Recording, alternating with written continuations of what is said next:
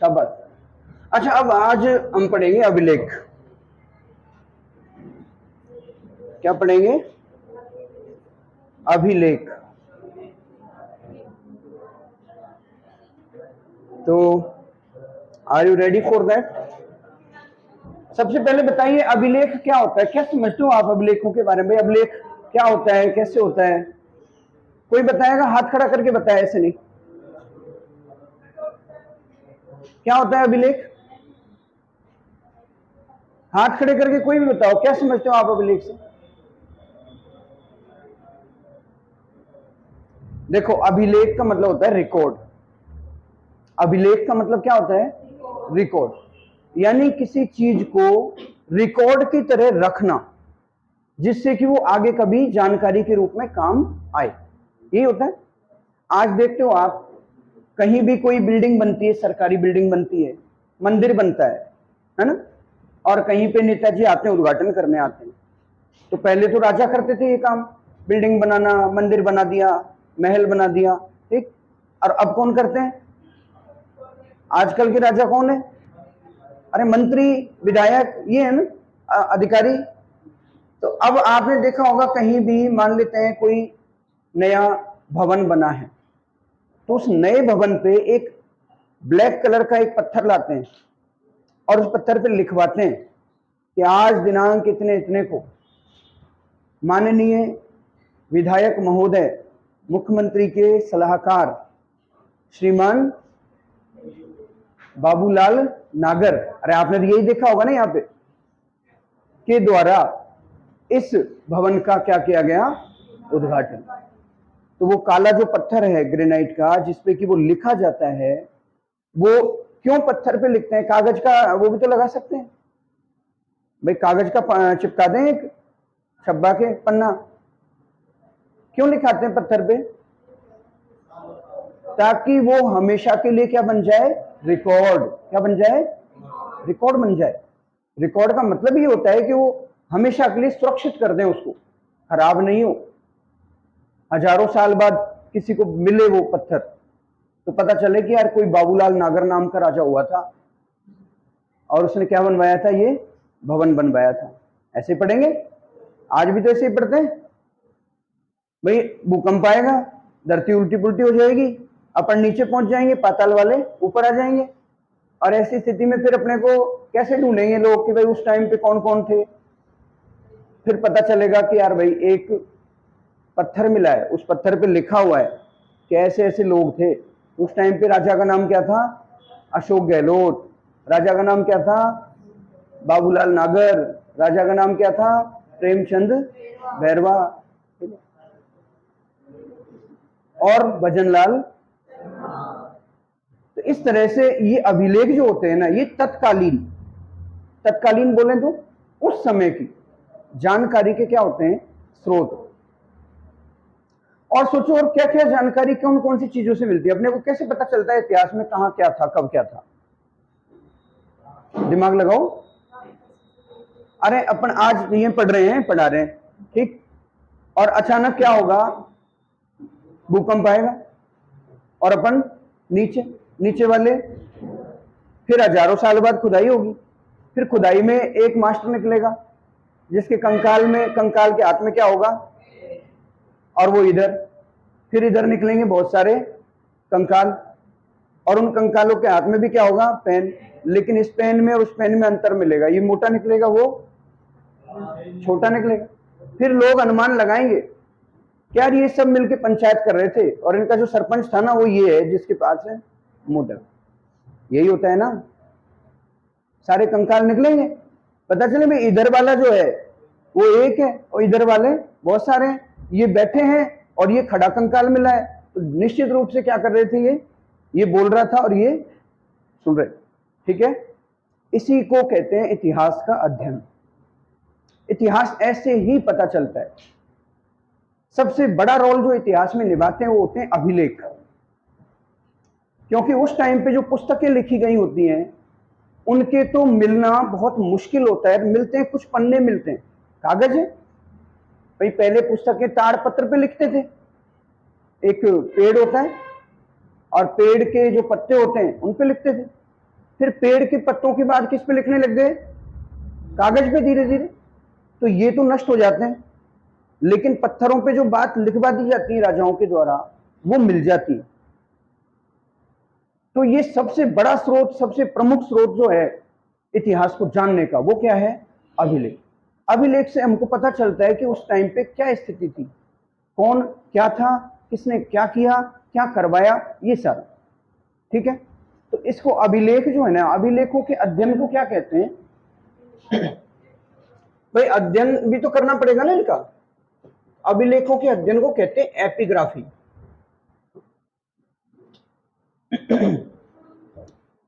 अभिलेख निकलते हैं ऐसा थोड़ी है सब पढ़ लेते हैं, अपने को क्या पता चले, उसमें आइडिया लगाना पड़ता है। उसमें जो पुरातत्ववेत्ता होते हैं, जो पुरानी चीजों के विशेषज्ञ होते हैं, वो उनको देखते हैं, निकालते हैं, फिर उनमें अपने तो भाषा ये है, लेकिन उस टाइम की भाषा जरूरी थोड़ी यही हो जो अपन बात कर रहे हैं। हिंदी तो बहुत बाद में अस्तित्व में आई। सबसे पहले जो भाषा चला करती थी वो कौन सी थी? कौन सी? संस्कृत। अरे संस्कृत थी ना पहली, उसके बाद में देखो मैं बताता हूं आपको भाषा कैसे क्या है। सबसे पहले जो भाषा थी वो थी वैदिक संस्कृत। ये वैदिक संस्कृत जब आम जन के लिए बोलचाल में बहुत कठिन होने लग गई, तो फिर भाषा जो बनी वो थी लौकिक, लौकिक संस्कृत। अरे वैदिक और लौकिक का मतलब ये है, वैदिक यानी जो वेदों में लिखी हुई है ना संस्कृत, वो। और वेदों में लिखी हुई है तो वो थोड़ी कैसी है? कठिन, उसको समझने में, बोलने में दिक्कत आती है। इसलिए दूसरी जो भाषा बनी लौकिक। लौकिक मतलब लोक को मतलब होता है लोग, लोगों की। और लोगों की जो संस्कृत है वो चलन में आई धीरे धीरे। फिर इससे भी स्थिति बिगड़ी, तो फिर एक भाषा समझ में आई, वो बनी, अपभ्रंश हो गई। लेकिन उससे पहले एक भाषा बनी प्राकृत। क्या बनी? और प्राकृत के बाद क्या बनी? अपभ्रंश। अपभ्रंश का मतलब होता है, आपने कला संस्कृति में पढ़ा होगा या पढ़ोगे, नहीं पढ़ा है तो। अपभ्रंश का मतलब होता है जैसे हम बोलते हैं, हमारी राजस्थानी है, उससे वो हिंदी से मिलती जुलती है क्या? हिंदी से मिलती जुलती है कि नहीं? है, लेकिन वो हिंदी से थोड़ी क्या है? अलग। ठीक है ना? हम जैसे किसी का नाम क्या है? कानू, तो हम क्या बोलते हैं? कानूड़ा। कानू का क्या बोल देते हैं? कानूड़ा। और भी है क्या? तो चार उदाहरण। कोई बाबू है तो बाबूड़ा, यही बोलते हैं। तो ये बाबू का हमने बाबूड़िया जो किया है ना, ये क्या है? अपभ्रंश। क्या है ये? अपभ्रंश है। इस तरह से क्या होता है? भाषाएं डेवलप होती हैं। तो सबसे पहले जो भाषाएं मिलेंगी हमको अभिलेखों में, सबसे पहले अभिलेखों में भाषा मिलेगी वो कौन सी होगी? आप वो संस्कृत को वैदिक ले लो चाहे लौकिक ले लो, सबसे पहले भाषा कौन सी मिलेगी? संस्कृत। कृत मत बोलो, संस्कृत। हिंदी पढ़ते हो ना, क्या है ये? संस्कृत। ठीक है।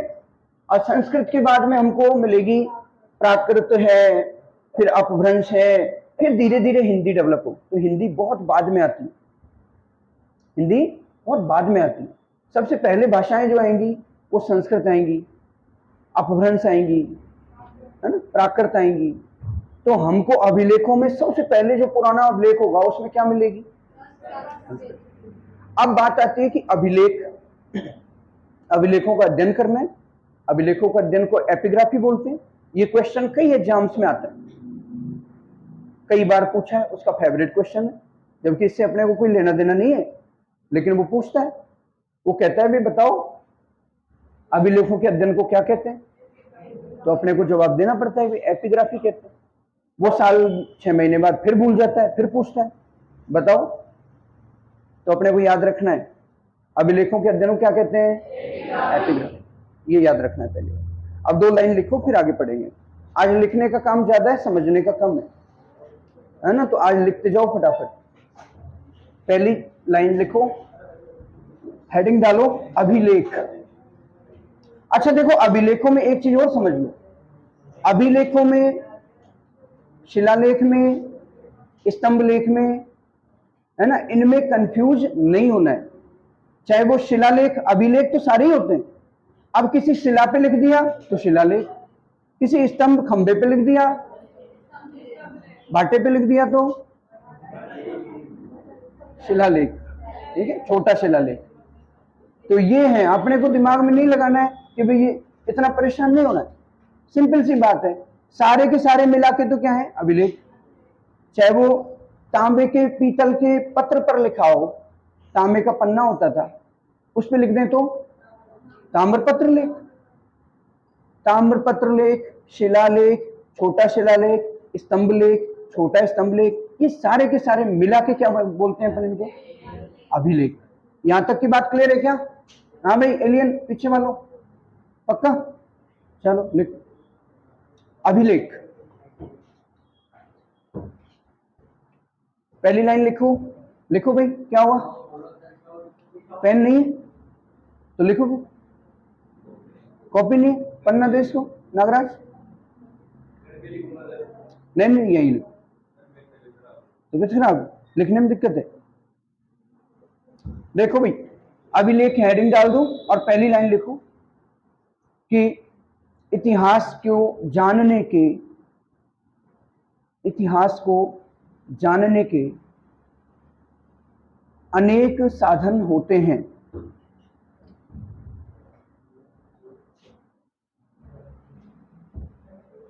अनेक साधन होते हैं जिनमें सबसे महत्वपूर्ण साधन, जिनमें सबसे महत्वपूर्ण साधन क्या होता है, अभिलेख। ठीक है, सबसे महत्वपूर्ण साधन क्या है, अभिलेख। अभिलेख में एरो डाल के, यूं अभिलेख लिखे हो ना आप, अभिलेख में ऐसे एक एरो निकालना, ऐसे इसको डब्बे में बंद करना, फिर एक यूं निकालना, फिर इसमें यूं लिखना,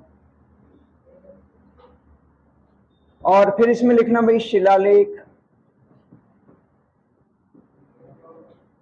स्तंभ लेख, ठीक है। और क्या लिखोगे, ताम्र पत्र लेख, और एक और लिख देना सिक्कों पर लेख।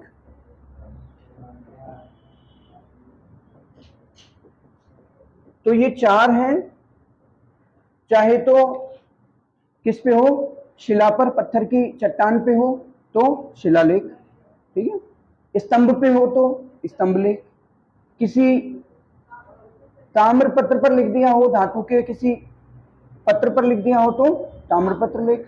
और यहां तक कि अभिलेख कभी कभी सिक्कों पे भी मिल जाए, जैसे समुद्रगुप्त है, समुद्रगुप्त का एक सिक्का मिलता है वीणा बजाते हुए समुद्र में, है ना, तो अपने को पता चला कि यार समुद्रगुप्त क्या करता था, वीणा बजाता। ऐसे एक सिक्का और मिलता है, उसमें लिखा हुआ है धनुर्धर। एक सिक्का मिला है जिसमें लिखा है विश्व विजयी कर रहा है, सबको जीत लिया उसने, अश्वमेध यज्ञ किया है उसने, लिखा है ना अश्वमेध यज्ञ। एक सिक्के पे समुद्रगुप्त के पे लिखा है अश्वमेध पराक्रमः, क्या लिखा है, अश्वमेध पराक्रम। तो अश्वमेध जो पराक्रम है वो किस पे लिखा हुआ है, समुद्रगुप्त के सिक्के पे। तो हमको पता चला कि ये समुद्रगुप्त ने क्या किया था, अश्वमेध यज्ञ किया। क्लियर है?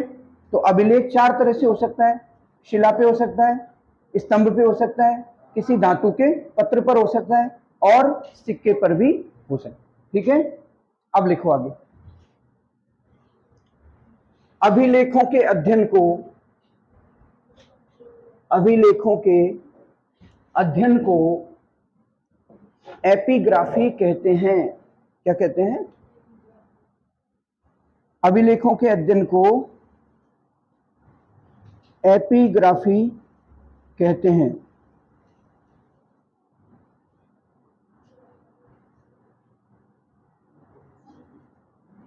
एपिग्राफी, भाई ईरान का राष्ट्रपति खत्म हो गया, ईरान का राष्ट्रपति जानते हो क्या, इब्राहिम रईसी नाम था, मोक्ष मिल गया। तो अभिलेखों के अध्ययन को क्या कहते हैं, न्यूज डॉक्यूमेंट, एपिग्राफी। अब आपको ये समझ तो हो गई मोटी मोटी कि जितना पुराना अभिलेख होगा वो किस भाषा में होगा? संस्कृत में। यानी कि आपको ये ध्यान रखना है कि शुरुआत से लेकर लगभग 500, 600, 700 तक आओगे ना आप, वहां तक अभिलेख किस भाषा में मिलेंगे? संस्कृत। ठीक है, वहां तक तो मिलेंगे ही मिलेंगे। वैसे आपसे कोई ये पूछेगा नहीं, लेकिन आपको सिर्फ इतना ध्यान देना है कि अगर प्राचीन अभिलेख है तो वो किस भाषा में होगा? संस्कृत। तो अगर कोई पूछे ऑप्शन में संस्कृत भाषा हो, टिक कर देना। ठीक है, अब पहला जो अभिलेख आता है राजस्थान का, वो कौन सा है पता हो? पढ़ा है क्या कभी? तो देखो, राजस्थान में सबसे पहला एक अभिलेख मिलता है, बिलोट माता है अजमेर में। जानते हो क्या? आपके पास है अजमेर को? बिलोट माता जानते हो क्या? नहीं जानते? तो बिलोट माता है अजमेर में, और वहां पे एक अभिलेख मिलता है, इसको कहते हैं बड़ली का अभिलेख। क्या मिलता है? बड़ली का अभिलेख, नाम है बड़ली। तो ये पहला अभिलेख है राजस्थान का, पहला बोले तो सबसे प्राचीन। ठीक है, तो इसको लिखो, पहला अभिलेख बड़ली का लेख, बड़ली का लेख। और बड़ली का लेख जो है ना, राजस्थान के सबसे प्राचीन अभिलेख। क्या हुआ? पहला। ठीक है, ठीक है, ओके।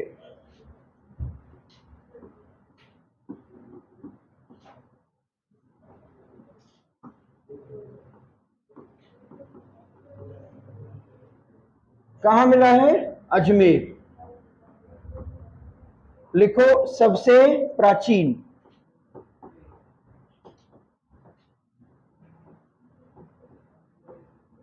कब का है?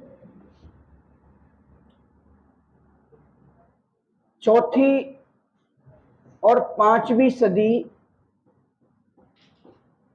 और वो भी कब? बीसी। बीसी समझते हो क्या? ईसा पूर्व। अरे ये ऐसा कोई है क्या जिसको बीसी एडी समझ में नहीं आता है? हाथ खड़े करो, मैं समझाता हूं। जे जगना शर्माना मत। हाँ, आता है सबको तो नहीं आता है? और भी कोई है क्या? एक ही है? एक नहीं, दो और भी कोई? हाँ, अब 3 और। चलो समझाते हैं। देखो देखो भाई, एक समय होता है, ये समय की रेखा है। ठीक है, ये यहां से, ये पहला पुराना, और ये आज हम कहां हैं? अब ध्यान से सुनो, बातें नहीं। देखो, आज हम कहां हैं? यहां मान लेते हैं आप, ये आज का दिन है। क्या है आज?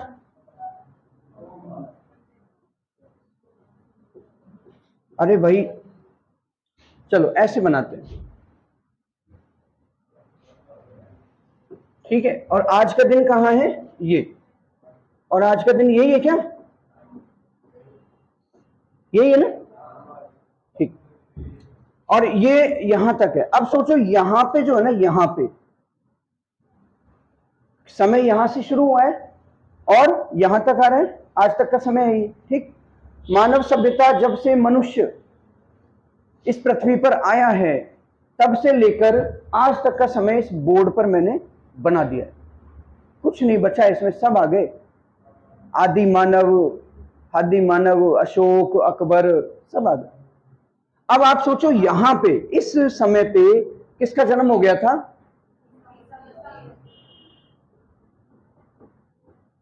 यहां जन्म हुआ है किसका? ईसा मसीह का जन्म हुआ है। इसको अपन मान लेते हैं 0। हमने समय को गिनना, हमने नहीं, हम जो भी चीजें अपनाते हैं वो किसके अपनाते हैं? अंग्रेजों की अपनाते हैं। अरे आप आज ये फोन लेके बैठे हो, किसका है? बिजली किसकी चल रही है? सारे आविष्कार लगभग, हमारा बहुत योगदान है, लेकिन हमने तो योगदान पहले ही दे दिया, बाद में नहीं दिया। तो सारी चीजें हम किसकी यूज कर रहे हैं? उनके आविष्कारों की। इसलिए पूरे विश्व में समय भी किनका चलता है? उनका। यद्यपि हमारा विक्रम संवत भी है, हमारा संवत भी होता है ना, नववर्ष हमारा भी आता है, चैत्र में आता है, चैत्र शुक्ल एकम को। ठीक, लेकिन सामान्यतः हम कौन सा समय मानते हैं, और पूरे संसार में ही कौन सा समय माना जाता है? अंग्रेजी महीनों वाला। ठीक है, इसमें 12 महीने होते हैं।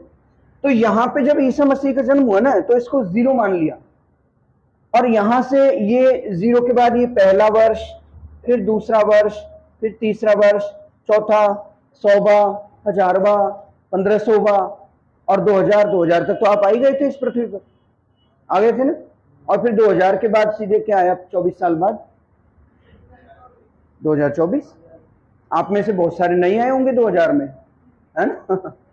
तो 2024 में अब आज हम हैं, यानी इसका मतलब ये है कि ईसा के जन्म को कितने साल हो चुके हैं, 2024। ये तो बात चल गई कि ईसा मसीह के जन्म के बाद, लेकिन ये पूछें कि यार ईसा मसीह के जन्म से पहले, तो पहले की स्थिति को अपन बात करते हैं बीसी से। किससे बात करते हैं? बी का मतलब होता है बिफोर, और बिफोर यानी पहले। किससे पहले? ईसा मसीह से पहले। और ईसा मसीह को कहते हैं क्राइस्ट, ठीक है।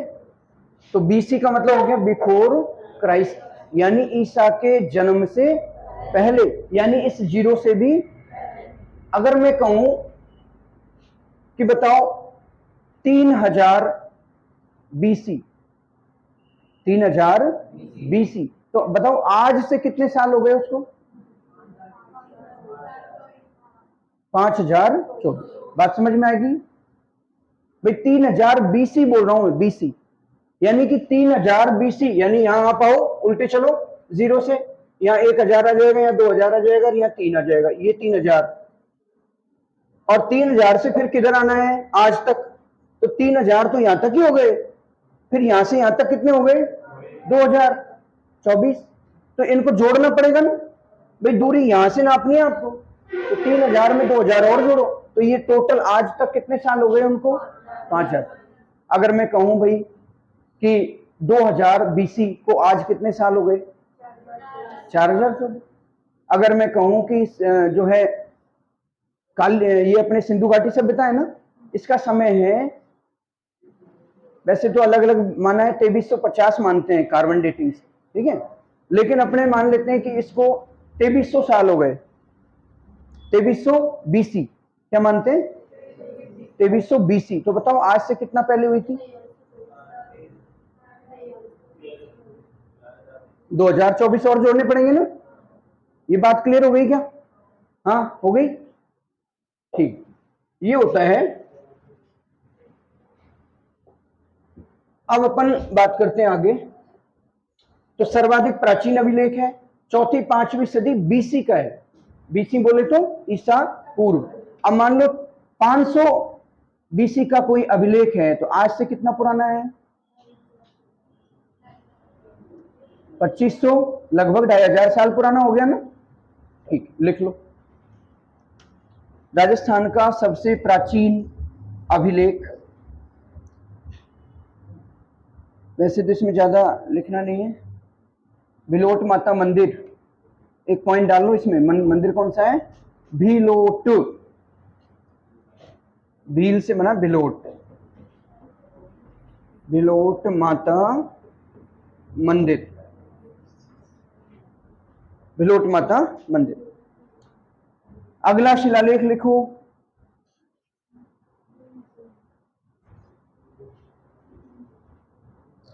नगरी का लेख। नगरी, चित्तौड़ में नगरी है ना, बिलोट माता का मंदिर है यहाँ पे बरली में, उस पे लगा हुआ है ये शिलालेख। किसी मंदिर पे लगा होगा ना। मैंने कहा नहीं भाई, स्कूल भवन हो, कोई कॉलेज की बिल्डिंग हो, उन पे पट्टियां नहीं लगाते कि अपन, ऐसे ही वहां पे मंदिर में था, मंदिर पे लगा दी पट्टी किसी ने, वो हजारों साल बाद अपने को मिल गई। फिर अपन समझ में आ गई अपने को कि भाई ये पहला अभिलेख है राजस्थान, क्योंकि उसमें क्या अंकित है? उस टाइम की बातें, ठीक है ना। अगला देखो, नगरी का अभिलेख, नगरी का लेख। नगरी, जल्दी लिखो, आज लिखने का काम है सारा, है ना। अगला लिखो, नगरी का लेख। इसको लिखो, डॉक्टर D.R. भंडारकर द्वारा खोजा गया, डॉक्टर D.R. भंडारकर, भंडारा होता है ना, भंडारे में कर लगाओ, भंडार कर, भंडारा करता है DR, ठीक है। डॉक्टर भंडारकर ने खोजा था इसको, नगरी के लेक को। और कहां है? चित्तौड़। क्या लिखेंगे? चित्तौड़, चित्तौड़ में स्थित। फिर लिखो अगला, घोसुंडी। घोसुंडी बावड़ी किसने बनाई थी बताओ? बताओ किसने बनाई थी? रायमल की रानी थी क्या? श्रृंगार देवी, जोधा की पुत्री, मुझे भी याद हो गया। तो लिख दो घोसुंडी का लेख।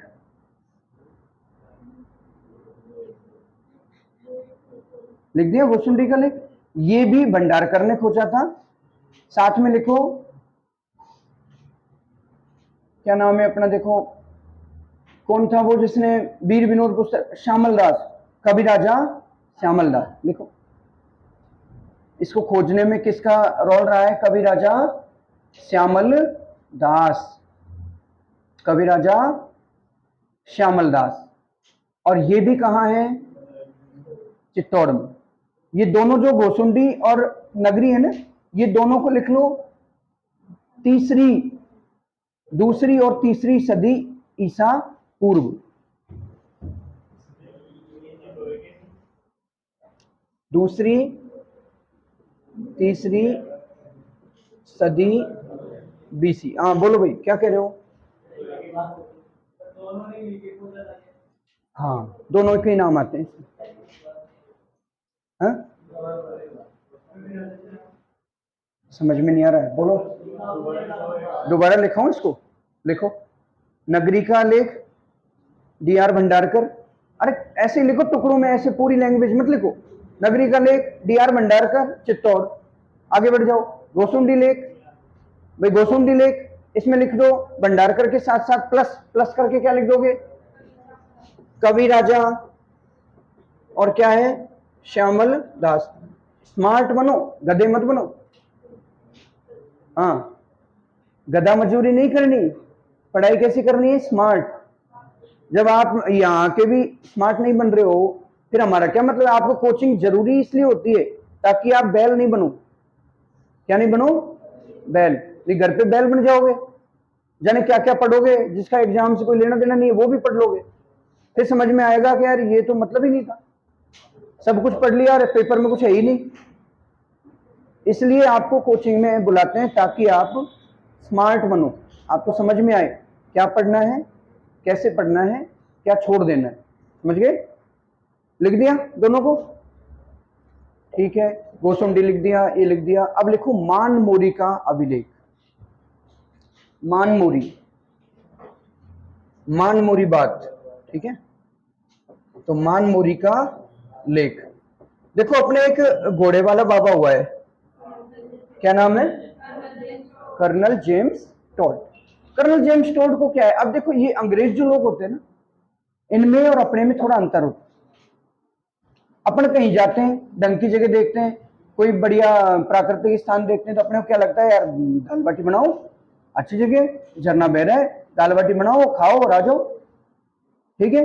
और कहीं वो कुछ दीवार दिख जाएगी तो वहां पे नाम लिख दो, अपना नाम लिख दो, अपनी गर्लफ्रेंड का नाम लिख दो, यही करते हैं।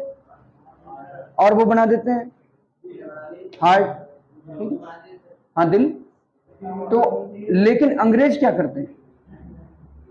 वो लोग थोड़ा स्मार्ट काम करते, वो अपनी तरह बेवकूफियां नहीं करते। वो क्या करते हैं?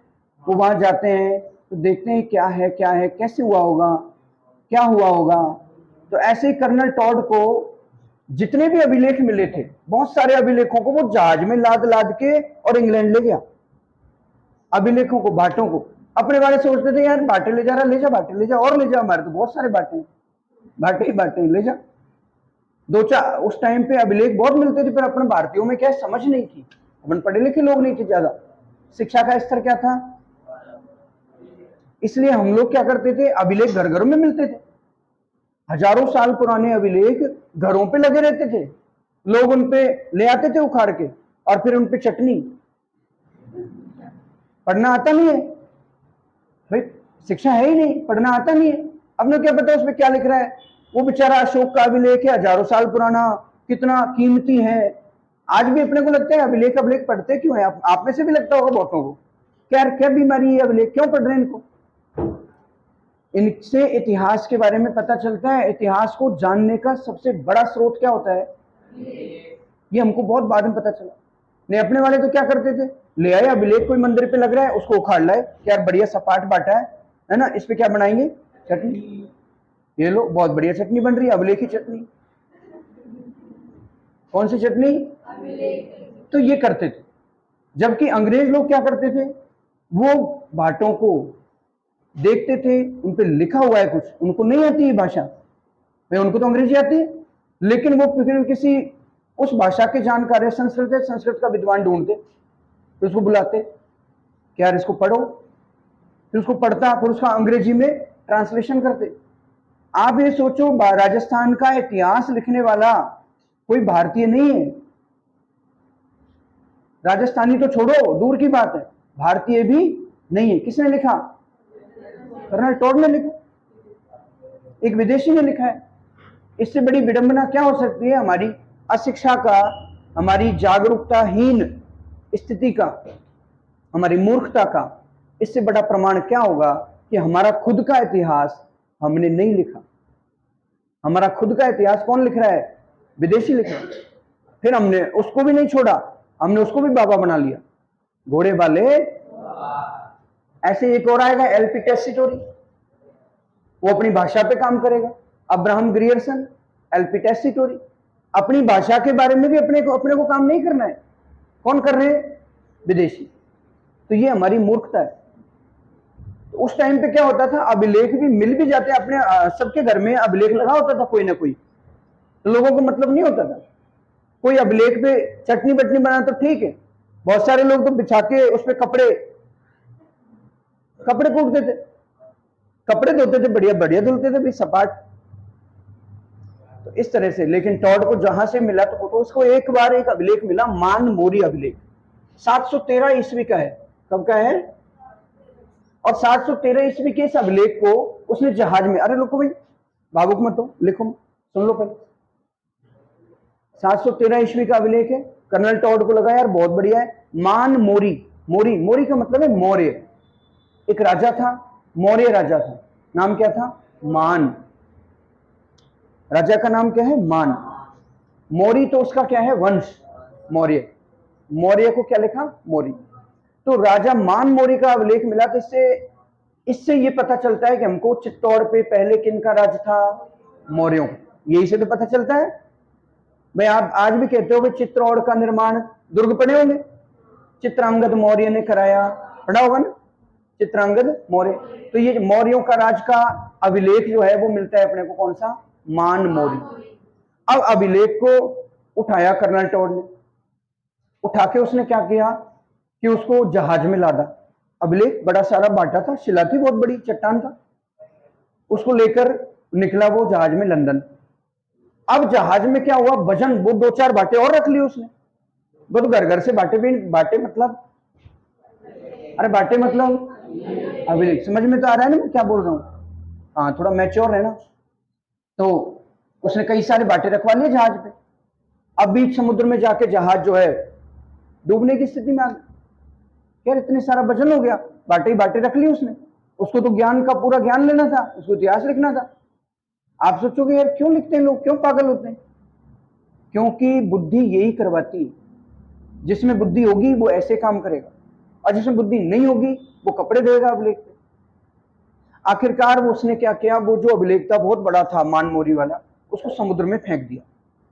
यार डूब जाएंगे, मरता क्या नहीं करता, इसलिए समुद्र में फेंकवा दिया ताकि जहाज से वजन क्या हो, कम।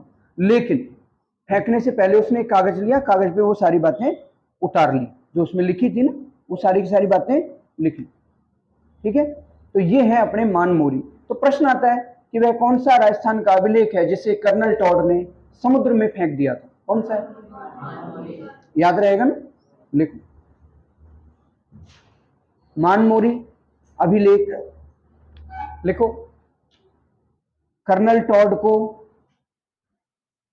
कर्नल टॉड को चित्तौड़गढ़ से मिला। जल्दी लिखो रे यार, टाइम बहुत कम है। कर्नल टॉड को चित्तौड़गढ़ से मिला, 713 ईस्वी का है।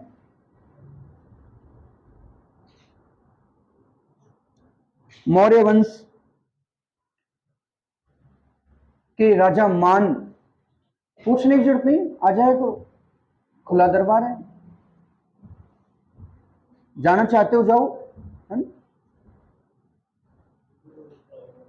पूछने की बिल्कुल जरूरत नहीं है, बिल्कुल क्लास को डिस्टर्ब नहीं करना है। जाना है वो जाओ। लिख लिया, लिख लिया ना? मौर्य वंश के राजा मान, मान से संबंधित है।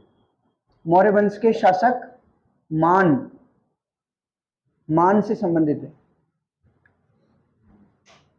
लंदन ले जाते समय, लिखो अगली लाइन,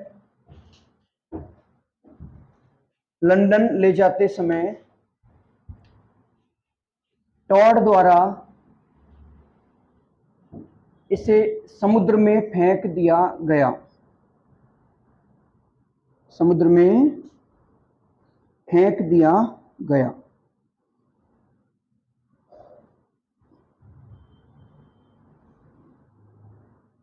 ठीक है क्या?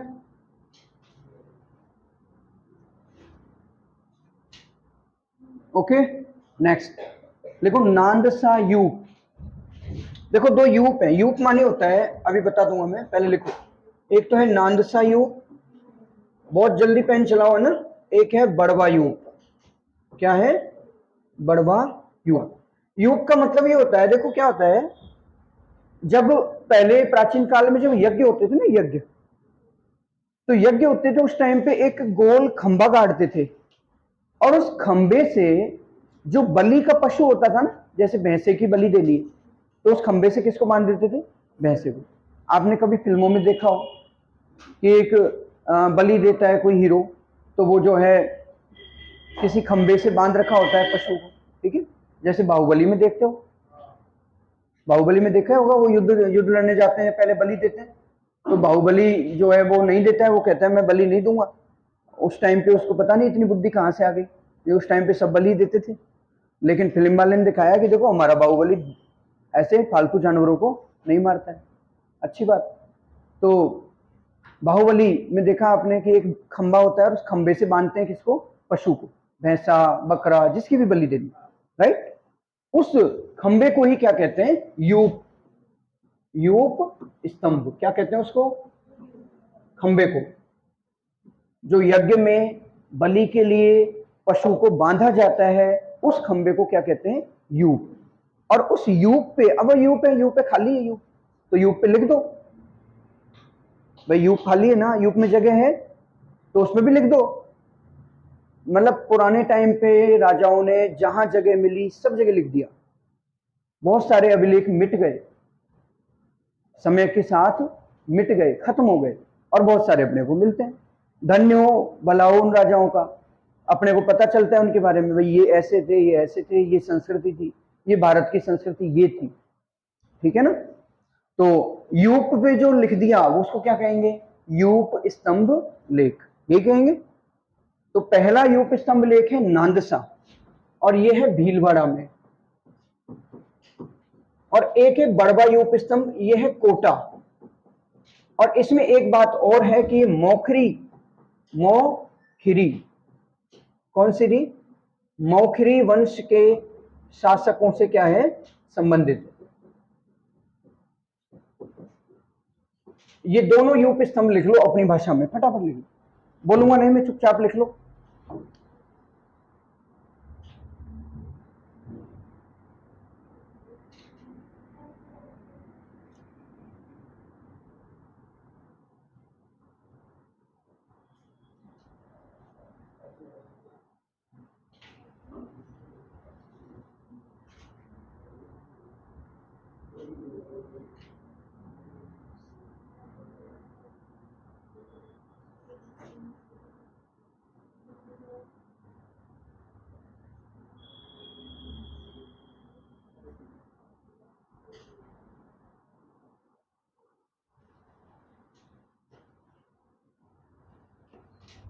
हाँ लिख लिया ना।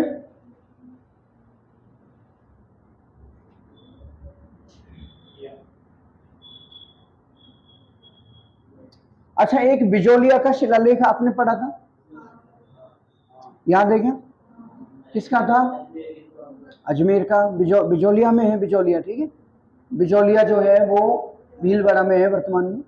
और उस शिलालेख में आपने क्या पढ़ा, किससे संबंधित है? चौहानों से। कब का है? 1170 का है। क्या लिखा हुआ है भाई? चौहान जो है वो वत्स गोत्रीय ब्राह्मण थे। और क्या लिखा है?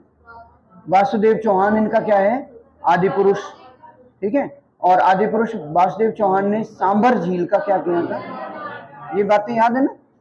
ठीक है, तो पहले इसको लिखो, देखें, हालांकि बाद में लिखाऊंगा, लेकिन पहले इसको अपने आप लिखो, खुद ही लिखो क्या क्या याद है इसमें, बिजोलिया में से लिखो कितने लोगों को याद है, क्या क्या याद है। कोशिश करो, डरो मत। 4 बातें लिखो इसकी। कब का है, किसका है, क्या लिखा हुआ है।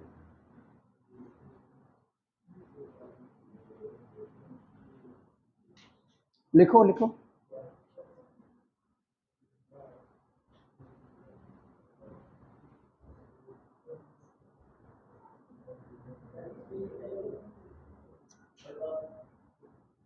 बड़वा कोटा मौखरी वंश के शासकों से संबंधित है। यूप स्तंभ है ये, 2 यूप है, एक तो नांदसा यूप और एक बड़वा यूप। और भी है, बरनाला की लाट भी है, पर अपने को काम की नहीं है, अपने तो यही काम की।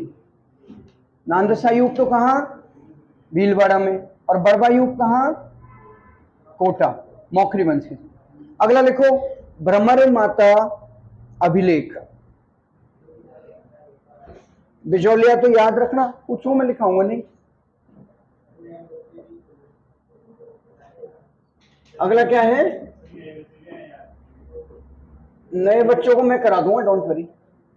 कितने नए बच्चे हैं? हाथ खड़े करो भाई।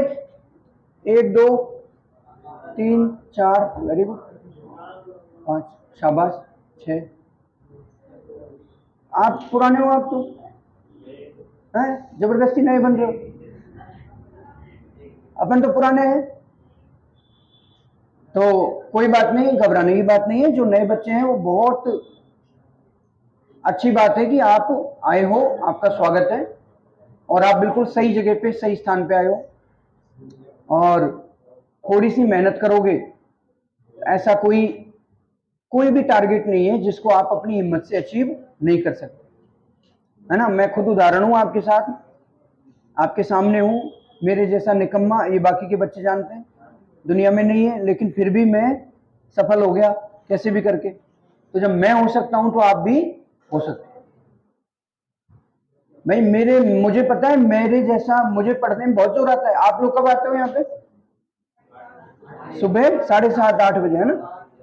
अब आपकी, जब मैं आपके टाइम में था ना, मुझे अगर कोई कह दे कि 8:30 बजे कोचिंग जाना है, तो मैं घर से निकल जाऊं, घर वालों को कहूं हाँ कोचिंग जाऊंगा, और बस घर से निकलते ही कुछ दूर चलते ही और अपन गायब हो जाते थे। मुझे याद है सर्दियों में मेरे पापा मुझे फिजिक्स का, केमिस्ट्री का, दोनों का कोचिंग बैठा के आए थे, कोचिंग में एडमिशन करा के आए। और मैं सुबह सुबह, सर्दियों की बात है, मेरी मम्मी मुझे 4 बजे उठा देती, क्यूट पढ़। मैं भी अपने उठ के और रजाई में ही बैठ के अपनी किताब खोल लेता था। मुझे नहीं पता होता था कौन सा पन्ना खुल गया, जो खुल गया वो ठीक। और 5 मिनट बाद ही, 5 से 6 मिनट नहीं लगती थी मुझे सोने में, 5-6 मिनट में अपन सो जाते। फिर मम्मी आती आधे घंटे बाद, फिर मम्मी दोबारा झंझोड़ के जाती कि नालायक दुष्ट, थोड़ा बहुत तो पढ़ ले।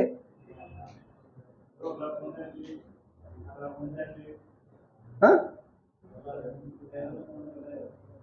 समझ में ही नहीं आ रहा था नहीं। कौन सा ब्लेज? भ्रमर माता, भ्रमर माता। तो ऐसे में मुझे मेरे पापा जो है वो कोचिंग बैठा के आए थे, तो मैं सुबह 6 बजे निकलता था कोचिंग के लिए। अब थोड़ी दूर पैदल चलने के बाद क्या, एक जगह आग जलती थी, सर्दियों के दिन थे, लोग 4-5 लोग आग जला के तापते रहते थे। तो मैं भी उनमें बैठ गया। मैं सोचता यार 5 मिनट अपन भी ताप लेते हैं, सर्दी तो लगी रही है, फिर चलेंगे। फिर वो 5 मिनट है ना पूरे 2 घंटे की होती थी। फिर मुझे लगता है यार धूप ही आ गई, दिन ही निकल गया, अब क्या कोचिंग जाएंगे, अब वापस चलते हैं। ये मैंने 1 महीने तक किया लगातार, मजाक नहीं, मैं सच बता रहा हूं। और फिर मेरे पापा ने कहा कि यार वो पैसे नहीं मांग रहे क्या कोचिंग वाले? मैंने कहा मांग रहे ना, तो ले जा, हाँ खिलाओ। मैंने पैसे ले लिए और फिर मैंने उनसे क्रिकेट के बैट वैट ये सब खरीद खरीद के, और फिर 6 महीने 3-4 महीने हो गए, सर्दियां निकल गई पूरी। फिर मेरे पापा को पता चला कि यार इसके स्कूल में तो देखें। तो मेरे पापा एक दिन अचानक आ गए थे। वो आते थे शनिवार को, बाहर नौकरी थी उनकी, पर उस दिन वो शुक्रवार को आ गए। और मैं खेल रहा था ग्राउंड में आराम से अपने दोस्तों के साथ क्रिकेट खेल रहा था। तो जैसे ही वो आए ना तो मैं चौंक गया, मैं क्या ये आज कैसे आ गए, आज तो इनका आने का टाइम ही नहीं था। लेकिन वो आ गए। आते ही उन्होंने मुझसे पूछा तू यहाँ क्या कर रहा है, स्कूल क्यों नहीं गया? मैंने कहा स्कूल में तो पढ़ाई नहीं होती, सरकारी स्कूल था। सरकारी स्कूल के बारे में ये बात कही जा सकती है आराम से कि पढ़ाई नहीं होती, ऐसे मैंने कहा। तो मेरे पापा ने क्या किया कि चल ठीक है आज देख आते हैं तेरे स्कूल को। तो उन्होंने मेरे हाथ में से तो बल्ला लिया और 2-4 तो बल्ले से सेवा की मेरी, और फिर चल दी स्कूल। स्कूल जाके मुझसे पूछा कि बता तेरी क्लास कौन सी? मुझे क्या पता मेरी क्लास कौन सी, मैं तो गए हुए महीनों हो गए। तो मैंने ऐसे अब ऐसे बोल दूं कि मुझे नहीं पता मेरी क्लास, तो फिर पिटाई हो। तो मैंने कहा, मैंने तुक्का लगाया, मैंने कहा वो वाली। चले उसमें गए। उसमें गए तो एक टीचर पढ़ा रहे थे कि तू तो कह रहा था पढ़ाई नहीं हो रही। मैंने कहा आज हो रही है, मैं क्या करूं। तो वो टीचर से पूछा कि इसको जानते हो क्या आप? कि नहीं। कि ये नाम बताओ। नाम बताया कि ये तो शायद उस वाले सेक्शन में मिलेगा। बड़ा स्कूल था हमारा, हाई सेकेंडरी, बहुत बड़ा स्कूल, 4000 बच्चे थे। तो टीचर को कहाँ ध्यान रहे, लेकिन एक सेक्शन में फिर वहां ले गए पापा मुझे। वहां ले जाके देखा तो एक टीचर पढ़ा रहे थे, उन्होंने कहा हाँ यही है क्या वो महान आत्मा? कि क्या हुआ कि इसको हम पहली बार देख रहे हैं जुलाई के बाद, पहली बार दर्शन हुए इसके।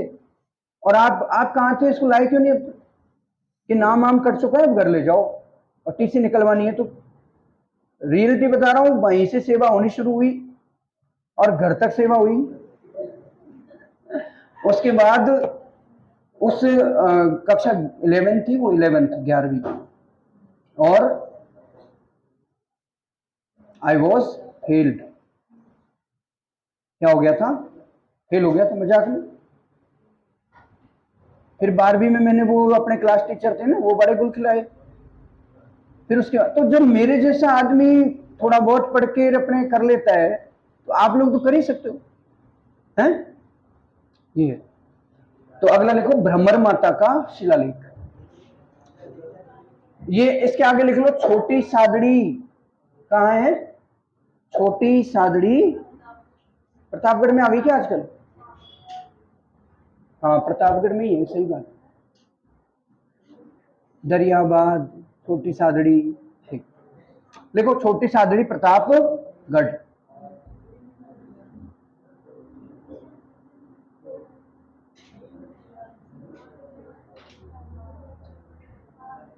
अब लिखो भाई एक महत्वपूर्ण अभिलेख जिसका नाम है, बातें मत करो, बसंतगढ़। क्या लिखोगे? बसंतगढ़।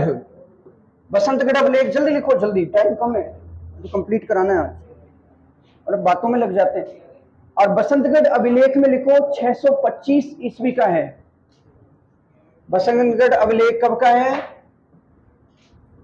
625 ईस्वी। कहाँ है? सिरोही। और इसमें मिलता है राजस्थान शब्द का प्रथम उल्लेख। तो पूछते हैं एग्जाम में कि बताओ ऐसा कौन सा अभिलेख है जिसमें सबसे पहले राजस्थान नाम मिलता है? तो राजस्थान नाम पहले कहां मिलता है? बसंत। ठीक है ना? हर्षवर्धन के समय का है ये।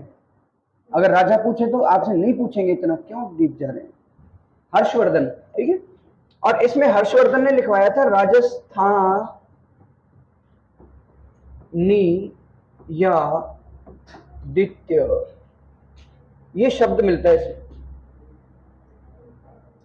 कौन से राजा के टाइम का है? हर्षवर्धन। लिख लो, हर्षवर्धन के समय का अभिलेख।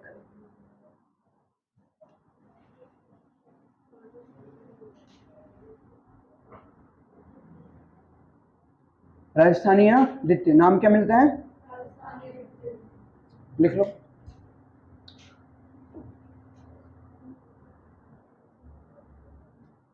अरे लिख लोगे, लिखवाऊं? लिख लोगे ना, किसी को दिक्कत नहीं?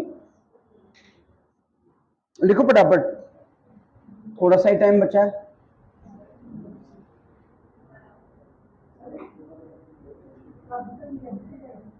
हाँ हाँ, शब्द लिखा है उसमें।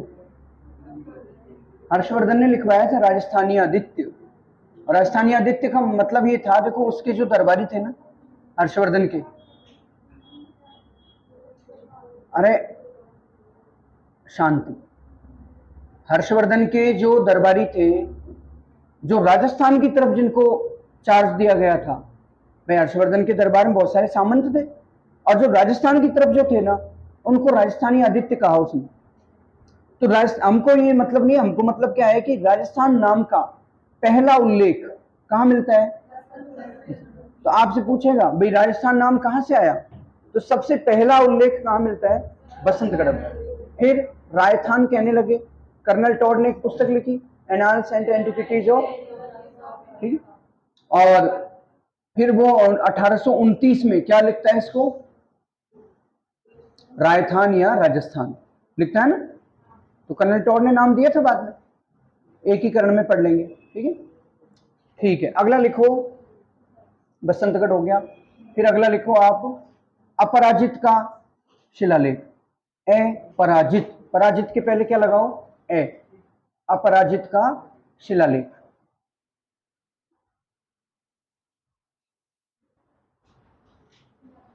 अपराजित का शिलालेख लिख दो। इसमें केवल दो बातें, गुहिल वंश किससे संबंधित है? गुहिल, गुहिल जानते हो ना?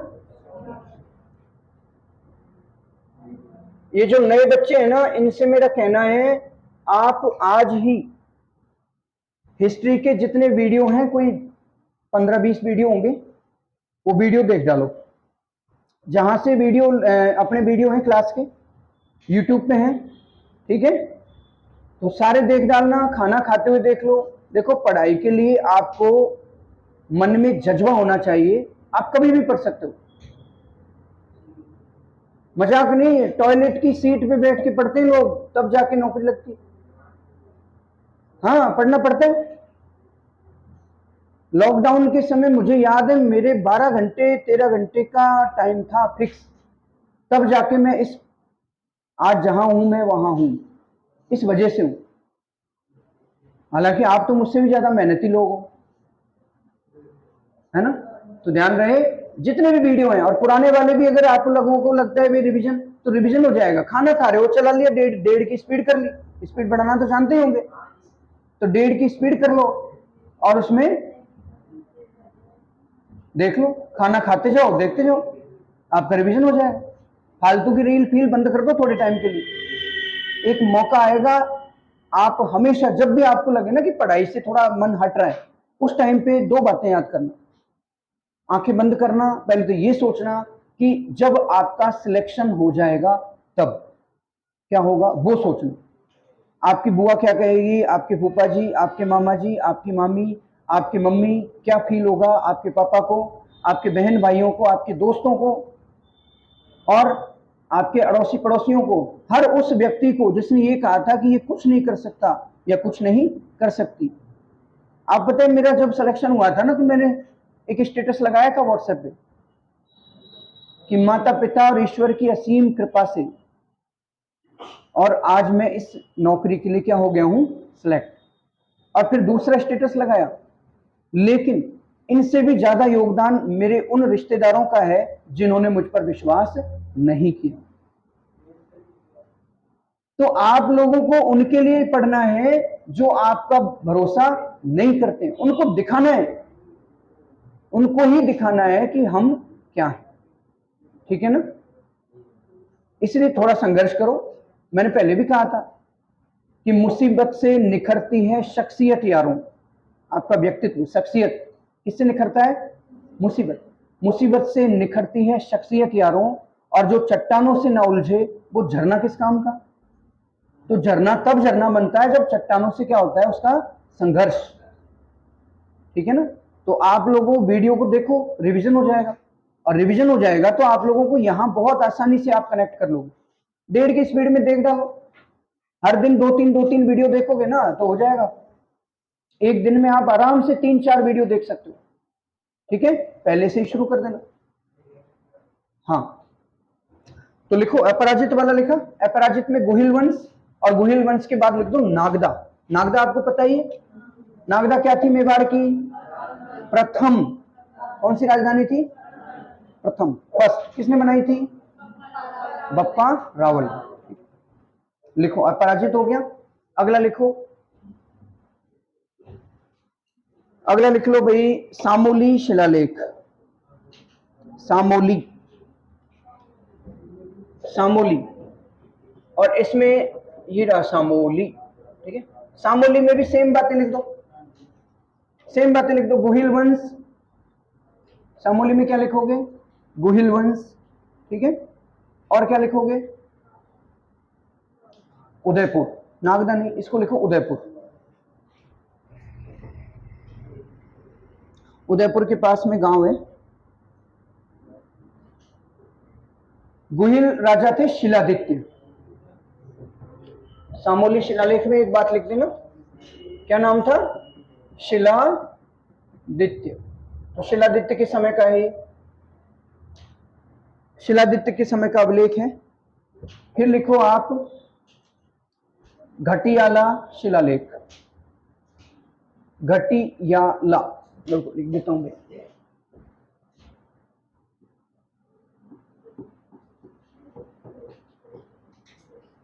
घटियाला शिलालेख 861, और जोधपुर कहां का है?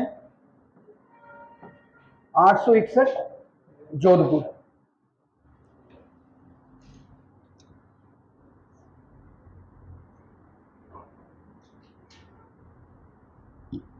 देखो गुर्जर प्रतिहार शासकों के बारे में आपने थोड़ा बहुत पढ़ा होगा, नहीं पढ़ा है बिल्कुल भी।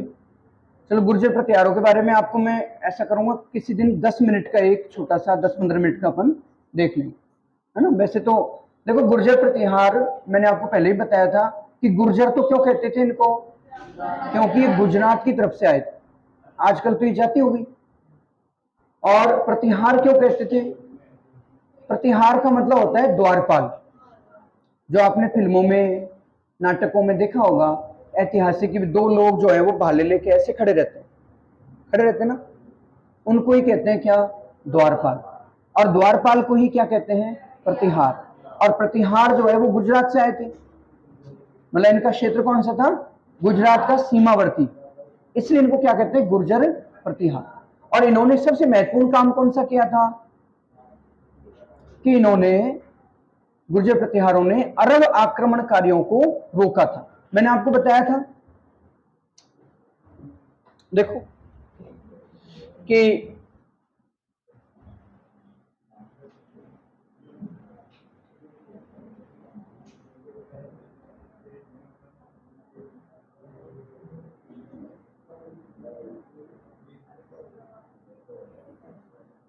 देखो ये जगह अपनी कौन सी है, ठीक है।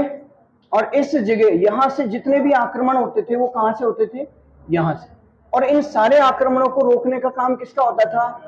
यहां वालों का, ठीक है। अब यहां पे एक समय पे कौन थे? गुर्जर प्रतिहार।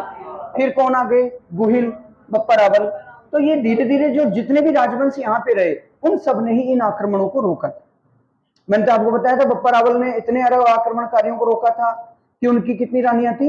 101, और उनमें से 30 कौन सी थी? मुस्लिम थी। यानी 30 पत्नियां क्या थी उनकी? क्यों थी मुस्लिम? जीत के लाए। और पहले नियम होता था जो जीतेगा वो अपनी जो है शादी करेगा हारे हुए पक्ष की कन्या से। नियम होता था। हारे हुए पक्ष की महिला लड़की जो भी होती थी उसको ले आते थे और उससे शादी कर लेते, ये नियम होता है। फिर इसके बाद गुर्जर प्रतिहारों के बारे में 2-4 बातें हैं। पहली बात है कि एक सबसे पहले एक हरिश्चंद्र नाम का ब्राह्मण था। क्या नाम था? हरिश्चंद्र। कल और मैं डिटेल में बता दूंगा। ब्राह्मण का नाम क्या था? उसकी 2 पत्नियां थी, एक का नाम था रत्ना और एक का नाम था भद्रा। एक ब्राह्मण पत्नी थी और एक क्षत्रिय थी। 2 पत्नियां थी, एक ब्राह्मण थी और एक क्षत्रिय थी। इन दोनों की जो संतान हुई वो ही प्रतिहार कहलाए। उन संतानों ने क्या किया? गुप्त वंश चल रहा था उस टाइम, और गुप्त वंश में जो है नौकरी की, नौकरी यानी किसकी? द्वारपाल की। सेनापति बन गए, द्वारपाल बन गए। तो प्रारंभ में जो गुर्जर प्रतिहार थे वो किनके दरबारी थे? गुप्तों के। किसके दरबारी थे? गुप्तों के। और गुप्त शासकों के दरबारी थे। जब गुप्त शासक कमजोर हो गए, जब उनमें दम नहीं रही, तो फिर प्रतिहार वहां के क्या बन गए? शासक। ये कहानी आपको कल थोड़ा और बता देंगे। इसके बाद कल अभिलेख और सिक्के वो हैं, दोनों को कंप्लीट कर देंगे और फिर अपने आधुनिक राजस्थान में चलेंगे। 1857 की क्रांति पढ़ेंगे। आप लोगों ने जितने भी नए हैं और पुराने हैं, मैं तो पुरानों को भी कहूंगा आप लोग रिवीजन करते रहना, वीडियो देख लेना, और जो नए हैं वो तो जरूर देख लेना, ठीक है ना, ताकि आपको समझ में आए। ओके।